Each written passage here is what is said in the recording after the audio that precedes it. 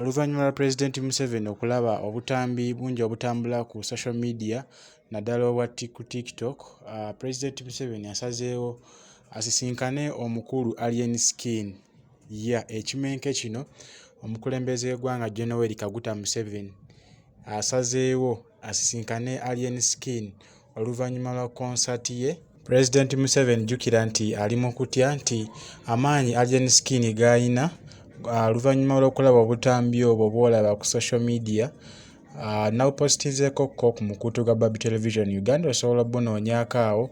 Obutambi nno buno tebumulese kye kimu, wabula asazeewo amusisinkane basobole okubaako ne bye bateesa mu kimu ku ebyo obuteenyigira mu byabufuzi, kubanga ajja kuba nga asannyalazza ebyobufuzi naddala mu kibiina kya NRM olw'ensonga nti akyasituragolinga na kupushinga mutabani we Muhoozi Kainerugaba, yadde ng'ekintu kikyagaanidde ddala. Mwamulaba we yakuba Laale, Kabaale, n'akuba Bujjambo nga ku kkubo tekuli bantu, tekuli amuddamu. So Alien Skin, vidiyo ezitambula ku social media ziraga nti ekyamazima ono ayinza okuba nga ye musika wa Bobi Wine, oba amaanyi g'ayina oba oliawo gageraageranyizibwa ne Bobi Wine, kubanga yasemba okukola ekyo Alien Skin kye yakoze mu katale k'ewa Kiseka, kye yakoze e Kansanga, kye yakoze mu ggeto y'e Makindye. Kino kyasembebwa kukolebwa omwami His Excellency Robert Kyagulanyi Ssentamu mu biseera bya campaign, era kati Pulezidenti Museveni ali ku bunkenke yeebuuza amasannyalaze gano omwana mulenzi Alien Skin g'ayina gavaawa. So y'ensonga lwaki ayagala kuba nga amusisinkana bunnambiro ng'amaanyi tegannasukka mu mikono gye, kubanga oboolyawo asobola okugakkakkanyaamuko, kubanga ekyamazima kyo kiri nti Alien Skin afunye ettutumu ly'amaanyi nnyo okuva Palaso yamukuba empi mwakalaba katambi, era ku Baby Television twakapositingako ko kwekali, osobola okanoonyaako gwe ataakalaba, naye nga Palaso simanyi kikyali kyegendererwa kyo okuba Alien Skin, oba yali alowooza nti agenda kumuddiza asobole okukola amawulire okutambuza show ye.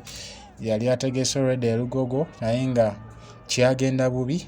Actually eyo stunt gy'era ayagala yagikola ku muntu omukyamu. Kyewuunyisizza nnyo nti bantu bangi okuli bannabyabufuzi n'abantu ba bulijjo okuli ne Pulezidenti Yoweri Kaguta Museveni olw'okuvaayo ne yeewuunya mwana mulenzi Alien Skin obutaliyakitinga oba obutaddiza Palaso yadde oluyi kakibeere ekikonde bwe yamukuba empi, ng'oboolyawo alaga nti ayinza okuba nga talina maanyi oboolyawo gasobola kumuddiza. But Alien Skin nga bwe yavaayo n'atunnyonnyola, yatugamba nti ye yakuba Palaso indirectly ng'akozesa bwongo, of which Palaso kyamuleetera obuzibu. Tetumanyi how his show bw'egenda kubeera, naye nga kyo ekyamazima kiri nti Palaso okukuba Alien Skin kyamuwadde nnyo ettutumu Alien Skin, kubanga n'eno concert ya City ya Danger yategekeddwa mu nnaku 4 ekitabangawo mu ggwanga Uganda mu kisaawe ky'ebyokuyimba.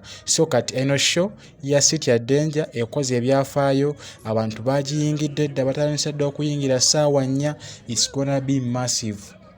Ekyamazima City ya Danger egenda kuyingira mu byafaayo ebitagenda kuddamu kumenyebwa muyimbi yenna, kabeere Dr. Jose Chameleone, kabeere His Excellency Robert Kyagulanyi Ssentamu ng'akyali Bobi Wine gwe twali tumanyi popularly. Eno record tagimenyangako, esookeddeko mwana mulenzi Alien Skin. So ki kye kikulaga? Amaanyi ga Alien Skin gali nnyo mu ghetto. Ennyimba z'akuba ez'okumukumu zimwongedde ettutumu n'amaanyi, ssaako n'okusika abavubuka, obuwagizi mu bavubuka ab'enjawulo. Si na bavubuka nno bokka, twalabeko akatambi kwa mwami Gilbert Bukenya, nno nga nagagga mu ggwanga Uganda. Gilbert Bukenya era naye wenjogera essaawa zino yaguze ettebo nga waakubaayo mu City ya Danger concert, ekiraga nti ddala omwana mulenzi Alien Skin yali ku form kati. Actually ndowooza amawulire agatambula ensangi zino geetooloolera nnyo ku Alien Skin. Alien Skin alien skin, afuuse alien skin, buli wamu alien skin. So tugenda kubaayo mu show live wano ku Baby Television essaawa emu zennyini. Tugenda kuba twalumbye dda wali ku Freedom City mu City Adenya concert gompya. Tewerabira ku subscribinga, okolekeko ka notification button oba akade so that we tupostinga video wasobola okuba nga ogifuna bulungi nnyo oba ofuna obubaka okutegeeza nti tutaddeyo video. So otambulira wamu atakumira mpeera abankumire ku ssaawa emu tusisinkane ku Freedom City live ku Baby Television.